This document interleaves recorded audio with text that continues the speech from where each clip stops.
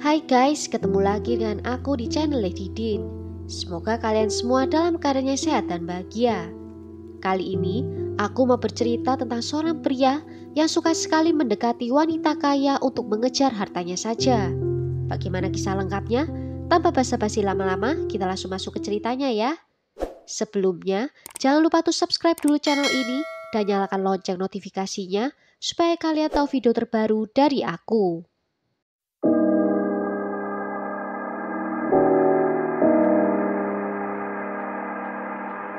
In the courtroom, literally only about 2, perhaps 3 meters from him, I felt completely freed from him. Did you have any feelings for him? No, nothing. Malcolm Webster lahir pada tanggal 18 April 1959 di kota Surrey, Inggris. Ayah dari Malcolm bernama Alexander Robertson Webster pernah menjadi inspektur kepala detektif. Sedangkan ibunya bernama Odette Blewett adalah seorang mantan perawat. Sebagai seorang anak, Malcolm tumbuh menjadi anak yang sering berpura-pura. Di masa remajanya, dia pernah berbohong pernah menderita penyakit kanker. Dan dia meninggalkan bangku sekolah pada usia 15 tahun tanpa mempunyai keahlian apapun. Kemudian dia bekerja dengan berganti profesi beberapa kali, sempat menjadi seorang perawat, tukang sampah, sopir, dan pegawai kantor. Saat dia berusia 30 tahun, Malcolm bekerja di rumah sakit di Tawam, Dubai di bangsal anak-anak. Dalam waktu 6 bulan, dia dipaksa untuk mengundurkan diri menyusul penyelidikan atas kematian 3 anak di bawah perawatannya. Ketiga anak itu berusia di bawah 5 tahun dan meninggal karena gagal jantung, penyakit yang tidak biasa untuk anak seusia itu. Karena budaya Islam yang kuat di Dubai, maka dilarang dilakukan postmortem dan diharuskan untuk dikubur dengan cepat, sehingga tidak ada cukup bukti untuk penyelidikan polisi. Mantan rekan kerja dan pacarnya menyatakan kalau supervisor dari Malcolm pernah melihatnya menyuntik dirinya sendiri dengan insulin, sehingga membentuk opini kalau dia telah menyuntik mati anak-anak di bangsalnya dengan insulin juga. Juga ada selentingan yang mengatakan kalau ayahnya yang seorang perwira polisi senior menggunakan pengaruhnya untuk membawa putranya keluar dari negara tersebut. Tetapi hal itu dibantah oleh Malcolm di kemudian hari. Malcolm digambarkan sebagai pencuri dan pembohong, dan dia suka menjalin hubungan dengan wanita kaya dan mengandalkan mereka untuk menambah penghasilannya. Malcolm menikahi Claire Morris pada tanggal 3 September 1993. Dan hanya setahun setelah menikah, Malcolm membius istrinya dengan temazepam, yaitu obat tidur yang biasanya diresepkan ke penderita insomnia. Dan di tanggal 27 Mei 1994, mereka berdua saat itu sedang berkendara di mobil dan istrinya duduk di kursi penumpang. Malcolm membius istrinya dan sengaja menabrakkan mobil mereka dan kemudian membiarkannya terbakar. 2 kali dia memberitahu polisi yang sedang lewat kalau tidak ada orang lain di dalam mobil itu selain dia sebelum akhirnya mobil itu meledak. Malcolm mengklaim kalau saat itu dia hendak membelok untuk menghindari pengendara sepeda motor yang datang ke arahnya di jalur yang salah. Dan dari kematian istrinya, dia menerima pembayaran asuransi jiwa sebesar 200.000 pound sterling atau sekitar 3, miliar rupiah. Malcolm menghabiskan seminggu dirawat di rumah sakit setelah kecelakaan itu. Dan setelah pemeriksaan yang intensif, pihak rumah sakit yakin kalau dirinya tidak terluka. Namun Malcolm mengklaim kalau dia mengalami cedera leher parah saat kecelakaan dan meminta untuk dipakaikan penyangga leher selama pemakaman istrinya. Setelah kematian Claire, ada seorang teman dan suaminya menulis kepada kejaksaan bahwa Claire memberitahu mereka kalau dia pernah mengalami kecelakaan beberapa bulan sebelumnya. Di tahun 1997, Malcolm menikahi seorang perawat bernama Felicity Drum di Selandia Baru. Dan mereka dikaruniai seorang putra. Dan di tahun 1999, Malcolm dituduh mencoba untuk menghabisi nyawanya Felicity untuk mendapatkan uang dari 9 polis asuransinya. Dalam persidangannya, Felicity menyatakan kalau saat bulan madu, dia tertidur selama 36 jam karena diberi obat bius. dan dia juga mengalami penglihatan ganda dan ada kelainan pada livernya. Dan selama pernikahan itu, Malcolm menyebabkan 3 kebakaran rumah, termasuk 1 di rumah orang tua dari Felicity. Hal ini dilakukan agar istrinya itu mau membeli polis asuransi. Namun, ayah Felicity lah yang mengetahui kalau Malcolm telah mengambil semua uang yang putrinya simpan di bank sebanyak $200.000 atau sekitar 3 miliar rupiah.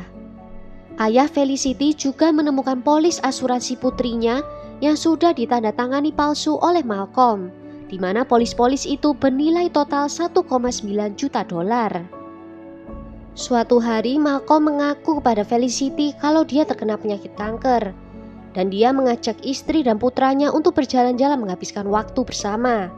Saat mereka bertiga sedang berkendara, Malcolm berulah lagi. Dia membelikan Felicity minuman yang ternyata sudah dicampur dengan obat.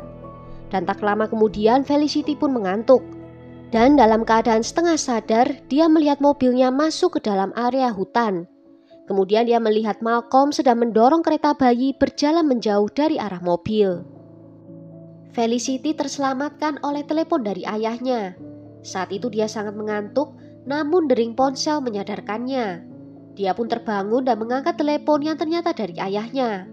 Ayahnya mengatakan agar dia cepat pulang ke rumah dan juga membeberkan semua perbuatan jahat Malcolm terhadap dirinya. Sebelum meninggalkan mobil, Felicity juga sempat melihat ada tabung bensin di bagasi mobilnya. Felicity menggambarkan suaminya seperti seorang psikopat. Ketika Felicity mengonfrontasi rencana Malcolm yang akan membunuhnya, Malcolm menjawab kalau dia seharusnya bisa mati dengan bahagia. Setelah kegagalan pernikahannya yang kedua, Malcolm memulai hubungan lagi dengan Christina Willis di tahun 2002. Malcolm sering meminjam uang dari Christina dan tidak pernah mengembalikannya. Dia juga membujuk Christina untuk membuat surat warisan atas namanya dan memberinya surat kuasa. Tidak ada bukti kuat kalau Malcolm berusaha membunuhnya, tetapi ada spekulasi kalau hubungan mereka berakhir karena Christina mengetahui kalau Malcolm juga menjalani hubungan dengan wanita lain bernama Simone Banerjee. Mengetahui kalau Simone merupakan wanita yang kaya, Malcolm merencanakan untuk menikahinya secara besar-besaran. Dia juga mengatakan kepadanya kalau dia terkena leukemia stadium akhir. Karena itu dia meminta Simone untuk mengubah wasiatnya, meninggalkan seluruh tanah miliknya atas nama Malcolm. Namun suatu hari polisi menemui Simone memperingatkannya tentang masa lalu tunangannya itu. Khususnya mengungkapkan kalau dia sudah memiliki seorang istri dan anak dari pernikahan sebelumnya. Simone awalnya menolak peringatan itu dan menganggap kalau itu hanyalah omong kosong saja. Namun, dia adalah wanita yang punya hobi berlayar dengan kapal pribadinya. Dan saat dia mengetahui kalau jaket pelampung di kapalnya sengaja dirusak, sedangkan jaket pelampung yang lainnya aman, dia langsung menyadari kalau Malcolm memang sedang merencanakan sesuatu yang buruk untuknya. Pada tahun 2007, rumah Simone digeledah oleh polisi setelah mereka menerima informasi kalau Malcolm telah menggelapkan dana dari klub memancing. Dan selama penggeledahan, polisi juga menyita laptop curian dan senjata api yang tidak berizin. Polisi juga memeriksa kembali kematian dari Glenn Morris dan akibatnya pada tahun 2009, Malcolm didakwa atas pembunuhan Claire, percobaan pembunuhan kepada Felicity, dan penipuan yang hampir saja dilakukannya kepada Simone. Penyelidikan kejahatan Malcolm memakan waktu 5 tahun dan melibatkan 1.000 orang yang diwawancarai. Malcolm dihukum di Pengadilan Tinggi Glasgow pada tanggal 19 Mei 2011 setelah menjalani persidangan kriminal terlama di Skotlandia. Dengan mantan istri keduanya yang menjadi saksi kunci, dia dinyatakan bersalah oleh juri yang terdiri dari 9 wanita dan 6 pria. Malcolm dijatuhi hukuman penjara seumur hidup pada tanggal 5 Juli 2011 dengan hukuman minimal 30 tahun. Malcolm sempat mengajukan banding, tetapi akhirnya dia membatalkannya pada Maret 2014. Dan pada tanggal 9 September 2014, Malcolm meminta Komisi Peninjauan Kasus Pidana Skotlandia untuk meninjau kembali hukumannya. Permintaan itu dikabulkan namun mendapatkan kritikan. Dan akhirnya di Februari 2016, permintaan untuk peninjauan ulang itu ditolak.